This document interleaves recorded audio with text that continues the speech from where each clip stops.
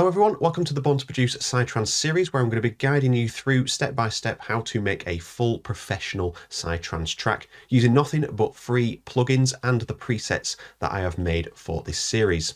To make sure that we can get started straight away, make sure that you have your pack downloaded that includes the presets, the MIDI and the samples needed for this project, and you can create it in any DAW. With that said, let's get straight into the kick and bass. To begin, we're going to start with the kick and the bass. So we're not going to focus too much on the kick in the first episode. We're just going to look at the bass, and we're just using that kick obviously to add the pacing in. Now, Psy-Trance has a lot of sort of technical aspects to it, and we need to get the kick and bass relationship correct at the very beginning, more so than any other genre of music, because it is a lot more technical in that aspect. Having said that, it's really easy to get this going, and we can get it set up pretty quickly with the presets that I have already made for this project. And before we get started, I'm going to show you the plugins that you're going to need. There's going to be a few more later on in the tutorial series, and I'll show you them at the time, but the ones that we're going to be using from the get-go are going to be Vital and the Kilohertz range of plugins. So starting with Vital, the synth that we're going to be using, if we just type in Vital Synth on Google, click the first link, you're going to need an account, so set one up, and once you've done, you can click Get Vital, and then you can choose the free one, and if you want to, you can support it by buying the Plus and the Pro. You can see what else you get here. And then once you've downloaded that, just simply go ahead and install it like anything else on your computer, restart the DAW, and you will have Vital installed. Next up, we need some plugins from Kilohertz. Now, if we go to Kilohertz Essentials, you can see these are 30 free plugins here that are ranging from gains to gates, reverbs, distortion. There's all sorts in there to get you started, and they're all free, which is absolutely amazing of them to do that for the community. So if you click download at the top of the page, and you'll be able to see, if we just scroll down a little bit here, download, stick your email in, send installer. You don't need to set up an account, but if you want to, you can set an account up with them as well, because they've got some great plugins on there. And then finally, we need Nova EQ. We're not going to be using this in the first part of this, but we do need it. So TDR Nova, you can see here we've got this. If we scroll down, we can see the Windows and Mac packages there. If we just click this, it'll say accept and download. And then finally, we need a plugin called Flux Mini 2. Click the first link, and you can see here we just need to click free download, log in, and then you'll be able to download that and install it like any other VST that you can download.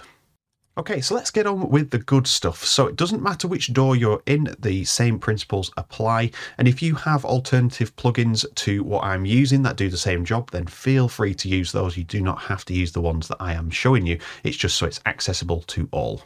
So I'm going to start by creating a sampler track or an audio track, depending on the DAW you're in.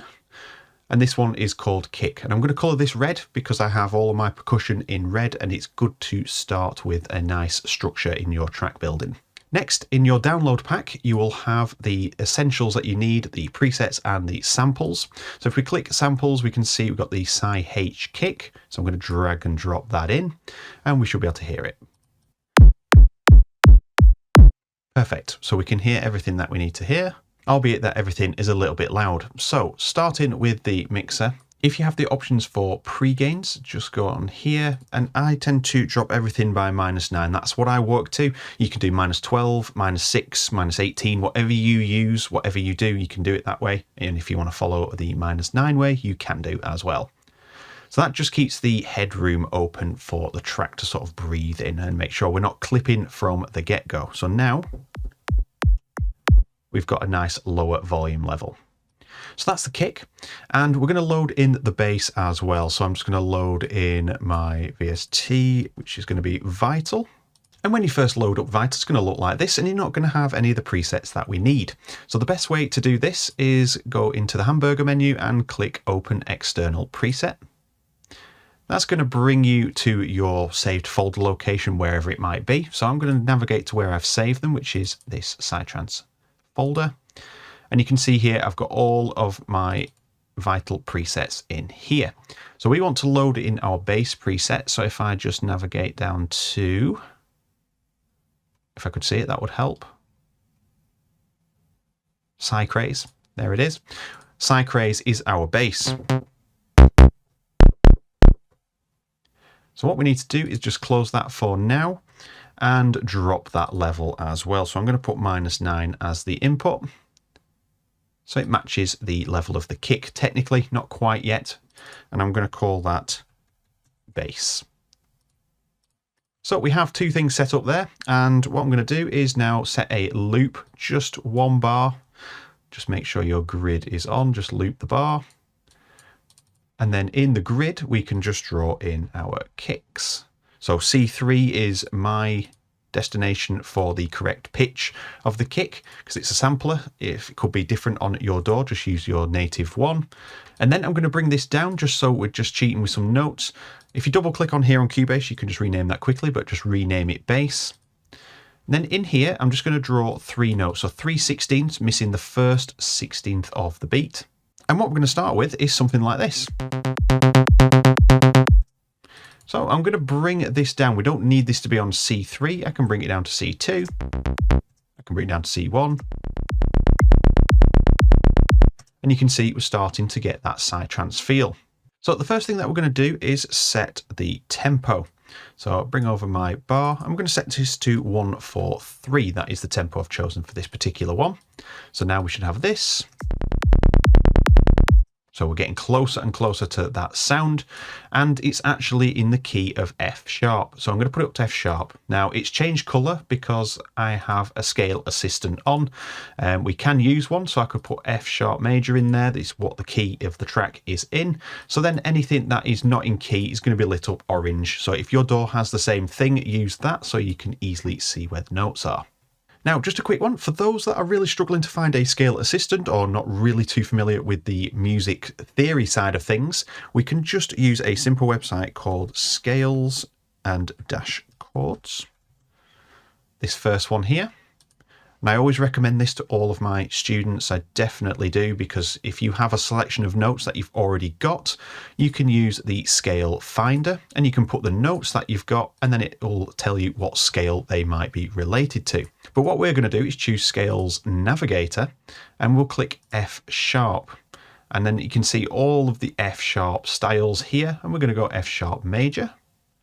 And that's going to tell you all the notes that are in F sharp major. So we've got F sharp, G sharp, A sharp, B, C sharp, and so on. And it even tells you the structure there if that is what you look at. So really, really handy tool. I do recommend that you save that scales-chords.com website. Okay, so now that's out of the way, let's get this started with some of the shaping. So we've got the basic tools in place. I'm just going to balance out the level of the bass. Let's just go back here. And I'm just going to balance it so it's sort of not louder than the kick. Just generically, just get something in place to get started. Now we're in the right key and we've got the kick in place, which is already in the right key. You can see it's not saying it's in scale, but it doesn't matter because this is a sample, so everything is fine. So what I'm going to do is actually shorten these notes just a smidge by turning off the snapping. So we've got a little gap between each one, and that is just going to help the notes from overlapping, and it's just going to give you a bit of a tighter feeling. The shorter we go,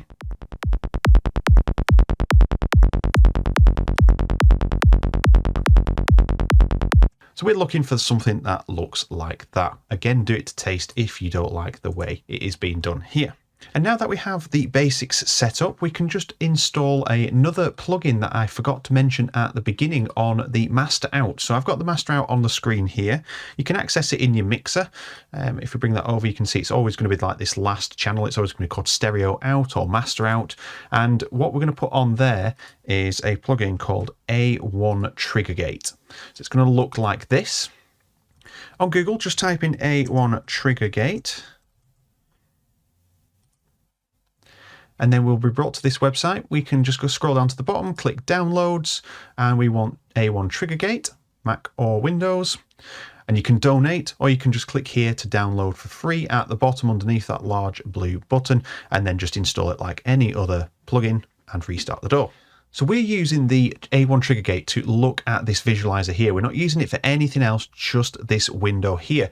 A lot of waveform shaping VSTs do not re-trigger at the beginning of the bar, or it's very difficult to set up, and I don't want to waste time on this tutorial series trying to set something up for you. If you want a third-party paid option, if you are willing or already own this, I would recommend using it, and that is LFO Tool. Now, you might not think to use this if you do own it, but if you just turn these up so there's nothing happening to the shape of the sound, you're going to get a perfect representation of the track here. So I'm just going to mute that one for a second.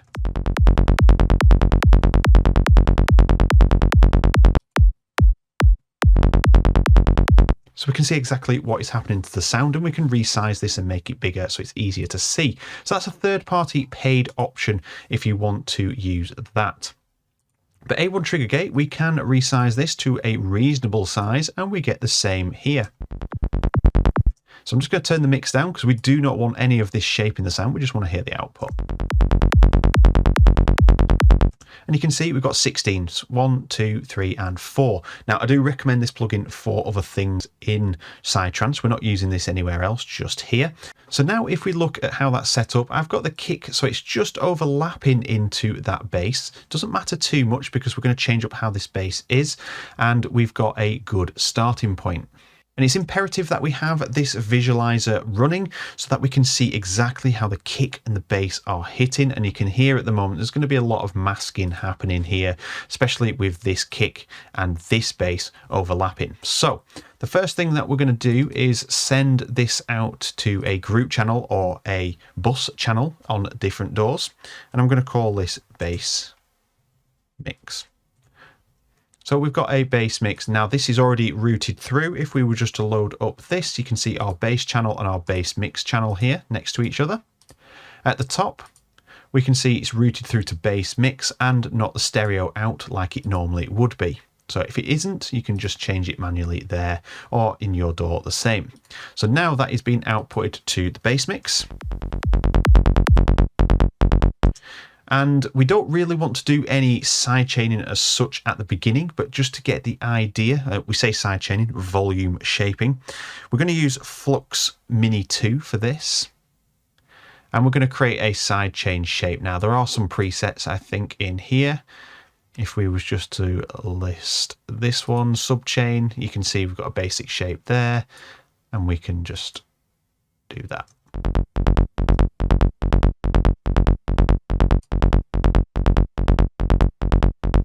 And that's going to do that classic sort of pumping effect, but we're changing the phase of the bass when we do this. But we're going to use a little bit of this, but we need to get it set up first before we start using that. So it's there, and it gives you an idea of how it's going to sound.